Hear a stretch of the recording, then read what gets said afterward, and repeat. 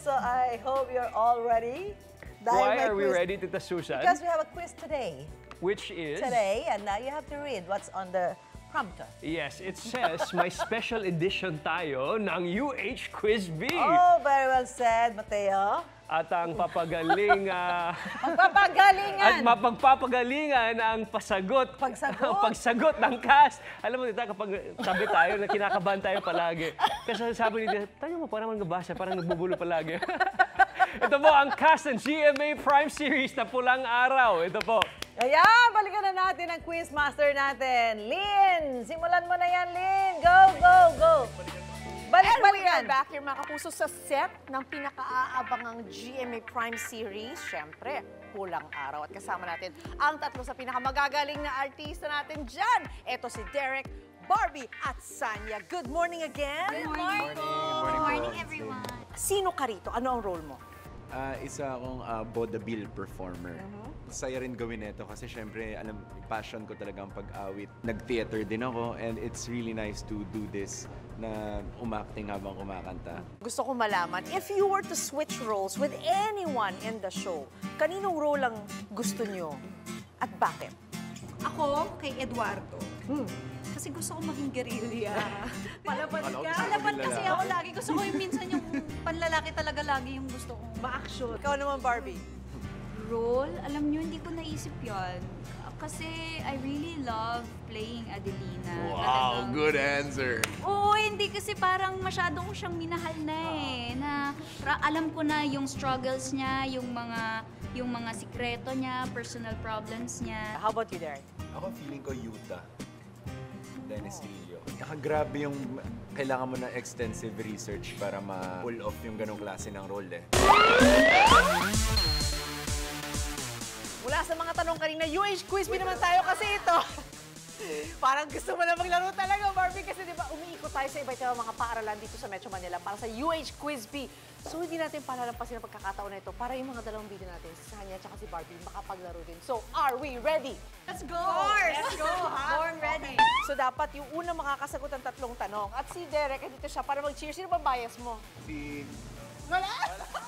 Okay, eto na. Ano-ano ang kulay ng Philippine flag? Si Sanya, okay. Red and blue.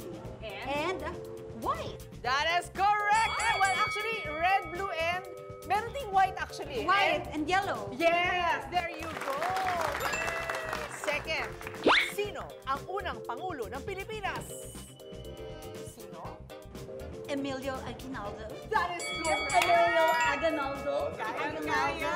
Magbigay ng isang libro na sinulat ni Dr. Jose Rizal. Okay. Noli. Yes! Okay, next question na tayo. Ladies, matatagpuan ito sa Maynila at tinatawag itong Walled City. Ano ito? Walled City. Oo, nagka-taping kayo doon. Sanya? Intramuros. Intramuros is correct! Meron na! Yung tawag doon. At yan na naman si Sanya with 3 points! Si Barbie at si Derek na maglalaro. Okay, are we ready, players? Ready. Ready, okay. Pabilisan to, ha? Pabilisan. Eto na. Eto ang unang tanong. Huwag kang mag-alala, hindi na ako pipindot. Okay. Ilan ang naging Girlfriend, okay. female presidents ng ating bansa? Okay. Dalawa. And who are they? Cory tsaka Gloria. That is correct! Eto, ang ating pangalawang tanong. Ano ang bansa na sumakop sa Pilipinas noong World War II? Yes, Barbie. Japan. Yan! Ang ating question ay, anong ibig sabihin ng EDSA? Okay. Epifanio de los Santos Avenue. That is correct! Akala ko traffic. Ito na ang question number 4, right? Okay. Sino ang tinaguriang Tandang Sora? I see. Sige.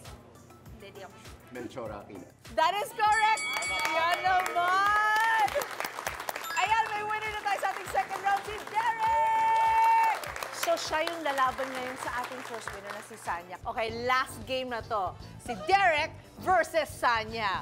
Pero at syempre may cheerleader ako dito, napakagandang si Barbie. Sino bang bias mo sa dalawa? Si Miss Lynn talaga eh. Hawak niya eh. Thank you. Hawak ko ang ginto. Yun. Ano ang kauna-unahang libro na naimprenta sa Pilipinas? Doctrina Christiana. Yes! That's good! Buti na na-review kanina. Review. Okay, next. Ang Pilipinas ay isang uri ng anyong lupa na... What is it? Oh, ikaw, Ano ikaw nakapindot? para na pinapaligiran ng tubig. Which Kapuluan. Yes, that is correct! Parang lumalalim ang Tagalog. Kapuluan. Ano, ha? Galing. Okay. Sanya at Derek.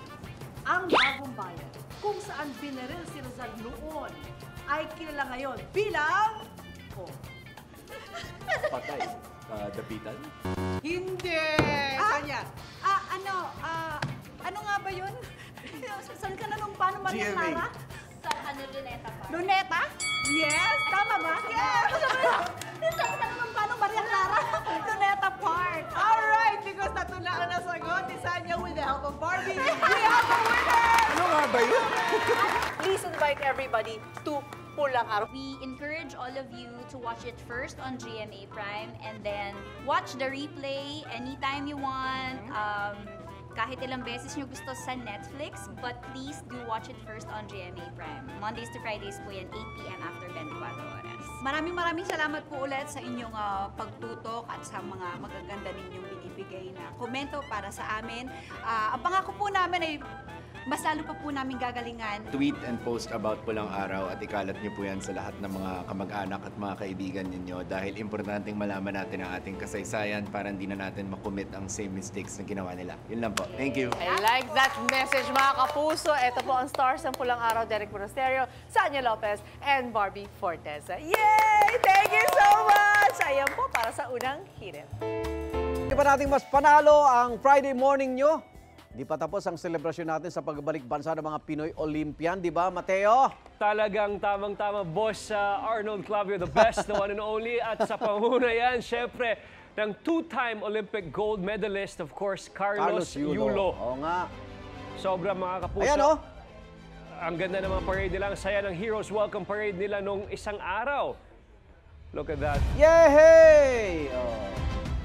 Ganda. Mabuhay kayo. Deserve na deserve po nila yan. At salamat sa mga sumalubong sa kanila. At dahil din sa pagkilala ng mga tumulong sa tagumpay nila, hindi lang ito, mayroong silang team. It takes a village talaga, boss. Sabi ng kanila. Kaya nga, mabuhay ang lahat ng coaches at staff ng ating Philippine team. That's right. Mabuhay po kayo at maraming salamat sa servisyo niyo po at sa efforts niyo lahat. Yes. And of course, ngayong umaga, isa sa mga coach mismo ni Carlos Yulo ang nandito mga kasama natin ngayong umaga. Oh. Siya po ang isang sports occupational therapist ng ating Golden Boy. Mga puso, let's all welcome Coach Hazel Callowwood. Yay! Good morning, Coach. Good morning, Coach. Good morning. Ang lakas ni Coach. Ang lakas. Hindi. Manhid pa kasi. Manhid. Upo po tayo, Good morning, Coach. Ayan. Unang-una, congratulations po sa inyo. Double gold ang nasungkit ng inyong kliyente. Oo, matindi. Oo, kliyente. Anong pakiramdam mo nung, siyempre narinig nyo, gold medalist, ganyan, tas dalawa pa. Sobrang fulfilled po kasi ang dami po namin pinag-aralan at ang dami naming sakripisyo. So, nung nangyari yon, parang wow, kung ano yung in-imagine namin, nangyari nga talaga. So, How long have you been part of the Yulo team, Coach? With Carlos Yulo mismo? we started working last year po, around August or September. Okay. Tapos, we Araw-araw yan.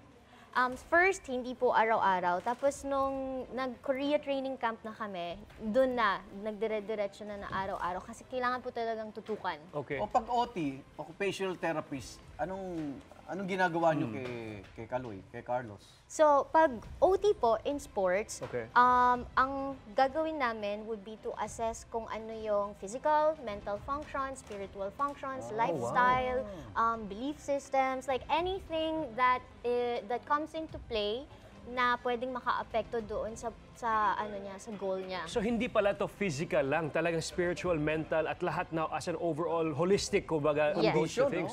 Opo. Galing, ha? Opo. Galing. Kamusta naman si Carlos sa training? Ano ba to? Sobrang dedicated po Dedicated. nung taong yun. Sobrang mabilis po siyang mag-absorb ng lessons. So the moment na sabihin mo sa kanya, magko-concentrate siya, tapos itatry niya yung best niya na gawin agad. So ibig sabihin, hindi lang po sa gym ang kasama mo siya, talagang sa totoong buhay, kasi mental din yan, boss, no? Talagang Oo. mental coach also. How do you do that? How do you do the mental coaching of things? So it first started po nung sa Korea training camp kasi parang nag-mention din siya na parang kailangan kailangan ko pa po ng mental Okay. na work. And so, I started doing workshops about mental toughness sa kanya, Okay. discussing the sport psychological skills from a scientific perspective para malaman niya, okay, Olympian ka na, pero what will make you better na ma-outperform mo yung mga opponents mo. So then, I would discuss, okay, you need attention, you need concentration, you need grit, you need all these things, and then we would process how he feels about himself, and then once he's self-reflecting na, parang dun na nag-expand lalo yung mind niya. Maraming bumilib dun sa kanyang yung pag-end ng mga routine. Talagang landing matatag nila. yung kanyang... Ikaw bang... Sana yun. Sana yun. Sana Pero yun at ano yung Diyos. sinabi mo para... Di ba usually, kailangan coordinate, di ba? Opo. Good landing, Oo, kumbaga. good Opo. landing, ayan. Opo. Wala siyang Very yung stable. Sa balance. Anong sinabi mo ba sa kanya sa pagganon?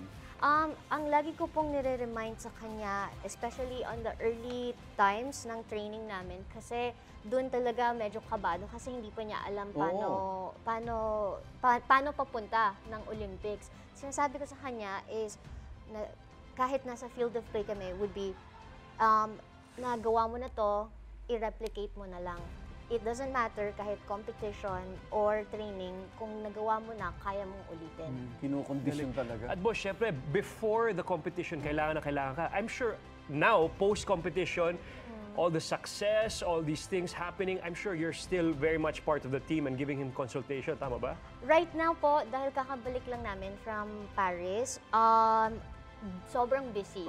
So, Overwhelming pa. tapos nagse-celebrate pa lahat. Oo. So, I think, sobrang, talaga, maganda din yun sa utak niya kasi makakapagpahinga siya. I think kailangan natin ng occupational therapist din, boss, para talagang balanse yung physical, mental, spiritual natin. Huwag kang mag-alala.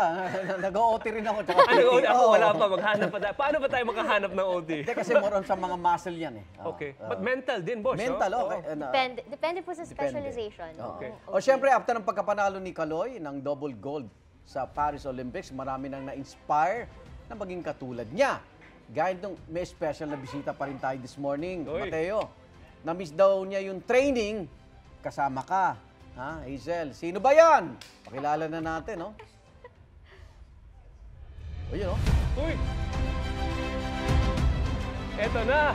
Kahit busy yan, pwedeng dadalaw dito yan sa unang yun. Oh, ayan.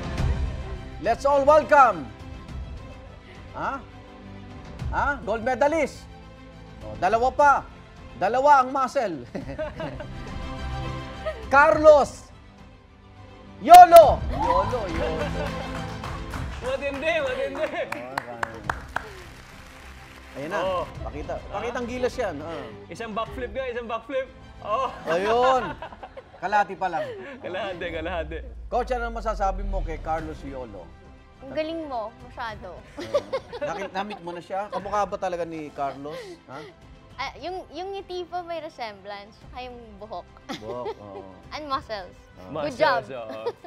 Ito si Andre Santos, Yehey! mga puso. Palakpakan po natin siya at kilalanan bilang Carlos Yolo. Athlete din talaga po siya sa totoong kita buhay. naman Dahil kitang-kita sa physique niya. Kumbaga, pwede ninyo siyang turuan ng ilang mga drills, coach, ngayong na ginagawa ni Carlos Yolo. Pwede ba on the spot? Pwede ba natin? Hazel, pwede bang, Okay, Okay. let's do para matuto rin kami? 3 po.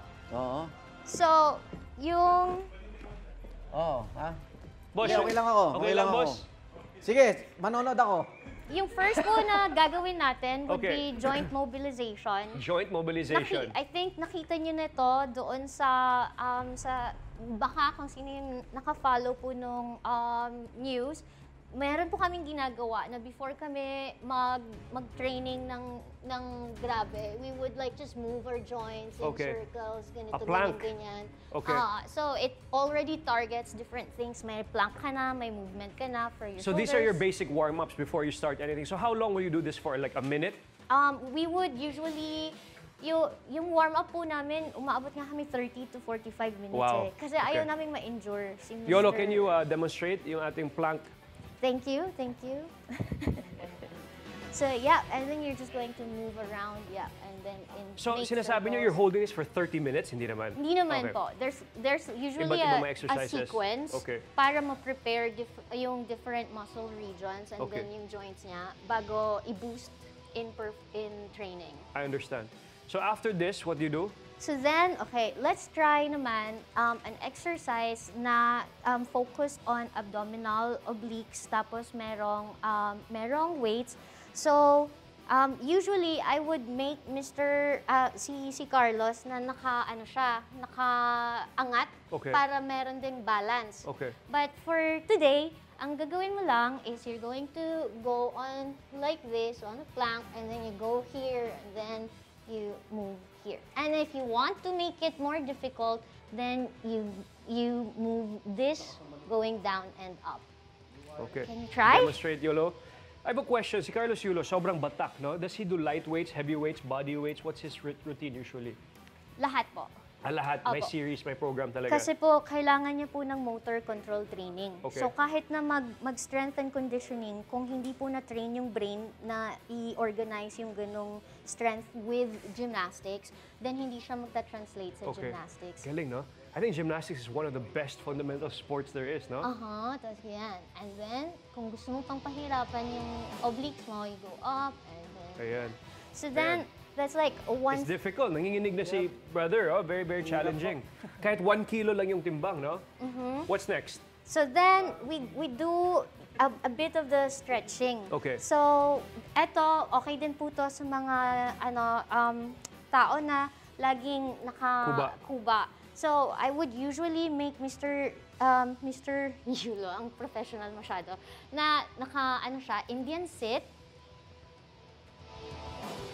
Ito, harap dito, Yolo. Yan.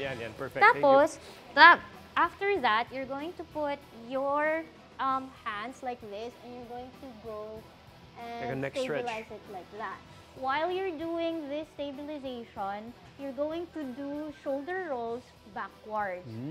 So you were targeting the spine already, we're targeting shoulder alignment, we're targeting like yung mga muscles dito sa neck that's always tightening up. Okay. Yeah, and then this one, you're gonna plant it on that Okay. collarbone.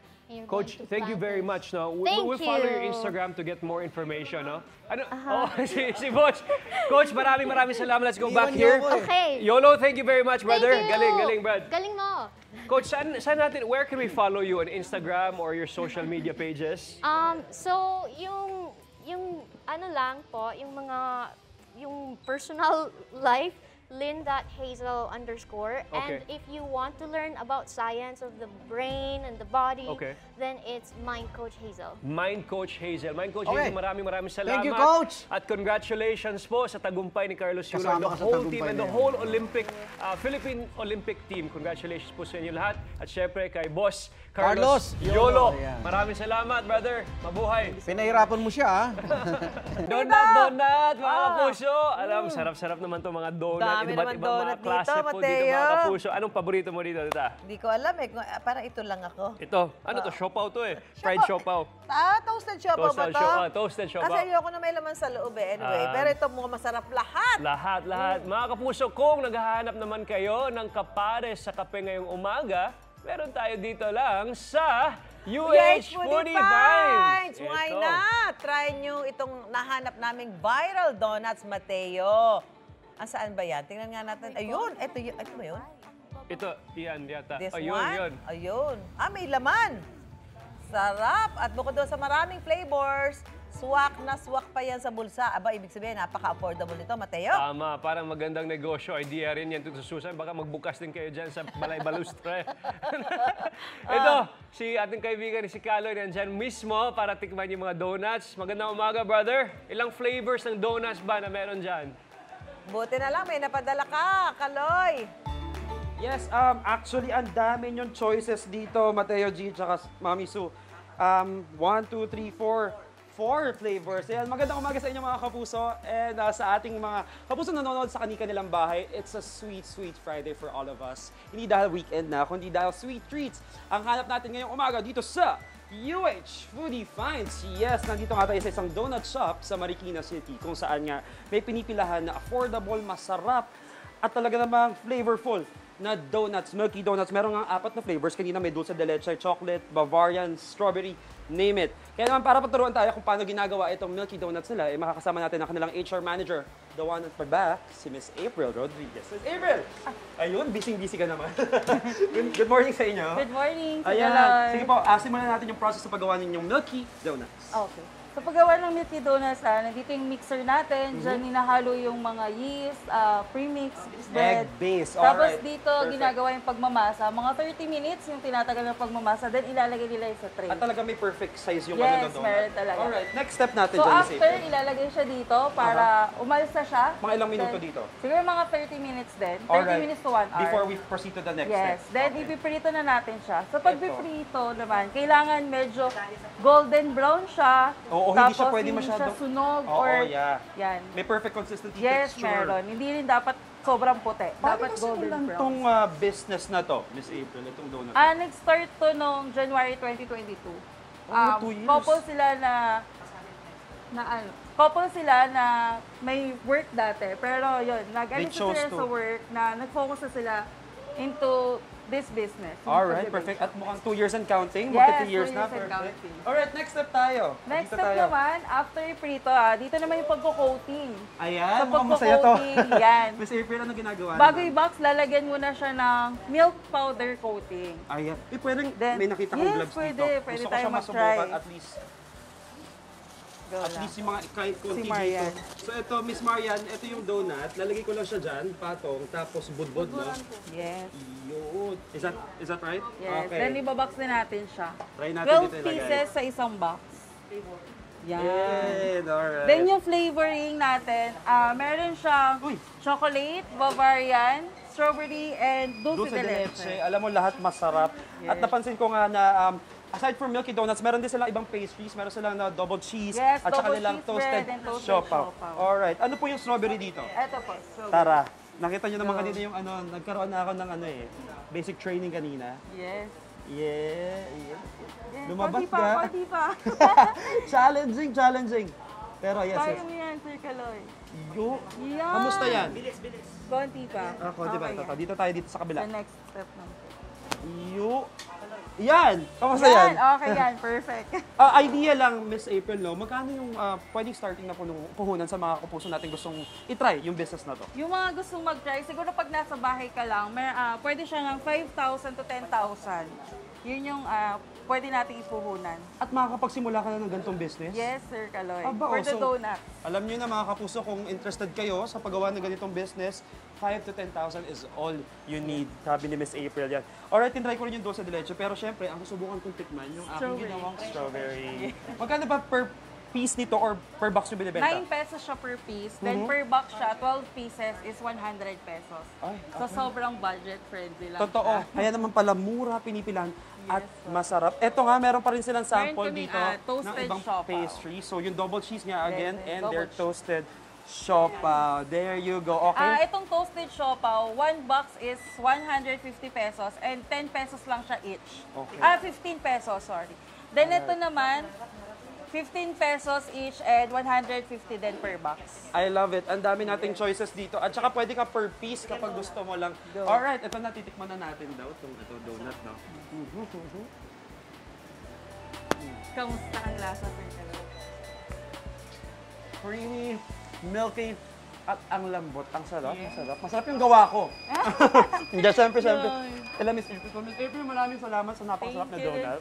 Thank you so much. Mga kapuso, para sa iba pang sweet treats at food adventures, tutok lang sa inyo pambansang morning show kung saan laging una ka, unang hirit! Ibang level nga excitement sa Heroes Welcome Parade ng mga Olympia nitong nakaraang Miyerkules, di ba, Andre? Ako mismo ang nakasalubong dyan at nakasama ko si Andre Santos o mas kilala ngayon bilang Carlos Yolo. Andre, anong masasabi mo na pinagkaguluhan ka sa parade? Ayun, syempre, isang malaking oportunidad yon sa akin kasi hindi biro na pagkaguluhan talaga at pagkamala na si Carlos Yolo, no? And grabe yung experience ko talaga doon sa parade na yon. Kumbaga, na-experience ko yung dami ng tao, yung kumbaga, yung pagsigaw kay Yulo na gano'n, eh, nakita ko siya ng malapitan talaga, ayun. Tsaka muntik na siyang pinapasok ng PSG kasi akala kapatid po talaga siya ni Carlos Yulo at witness po kami doon. Ito nga, ang goal namin ni Andre doon ay ma-meet ang idol niyang si two-time Olympic gold medalist Carlos Yulo. Ang tanong, magkita kaya sila? Mga kapuso, panoorin po natin to. Mga kababayan, ang ating double gold medalist sa men's floor exercise at sa men's vault ng artistic gymnastics, Carlos Adriel Yulo!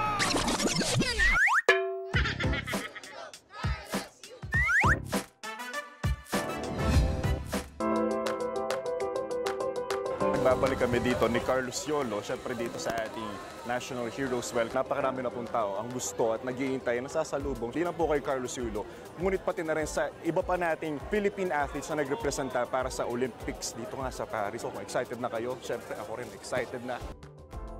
Posible pa kayang makilala at mapansin ni Carlos Yulo si Yolo? Kaloy! Carlos! Kapatid mo! Gaya nga ng determinasyon ng ating mga atleta, never say die. Konting tumbling nga lang yan papunta sa susunod na lokasyon. And speaking of tumbling, bata pa lang ay malaki na ang potensyal ni Carlos Yulo. Ayon ito kay Cynthia Carion, ang presidente ng Gymnastics Association of the Philippines. Every time I go to the gym, I see him, he's following, wala siyang sport, wala siyang coach. He's only following the other athletes. I said, magaling itong bata ito. I call him, you join the Batang Pinoy. So he said, okay, ma'am, he's excited to join Batang Pinoy. Practicing without a coach. He won the medals. What do you think sets Carlos Yulo apart sa mga competitors? It's his way of performing. He's like a really, really athlete. His feet are always together, always pointed. You know, that's what they like. Because there's some people that I notice also very, very good, skilled, but krengke, it's not like an athlete. Yeah. Ma'am Cynthia, meron kaming surprise para sa inyo. Unang hirit po, may dalang bisita para sa inyo. Carlos Yolo, pasok. Ito po ang potential next Carlos Yulo natin, ma'am. Yeah! Approve ba, Ma'am Cynthia? Approve. Approve daw, mga kapuso. Habang nagkakagulo ang lahat, makita lang si Carlos Yulo. Ang nag-aabang na si Carlos Yolo, instant celebrity na rin. Carlos Yulo! Carlos Yulo! Carlos Yulo! Carlos Yulo! Ilang oras lang, dumating na rin ang inaabangan ni Yolo. Alay! Idol! Alay! Alay! You only live once nga naman, mapansin na kaya si Yolo? Sa tingin ko po, nakita po niya ako. Masarap na po sa feeling sa akin yun. Sipag at tiyaga na puhunan ng mga atleta, iyan din ang ipinamalas ni Yolo sa pangatlong pagkakataon. Para makita si Carlos Yulo, ilalaban hanggang dulo. Mapansin na kaya siya?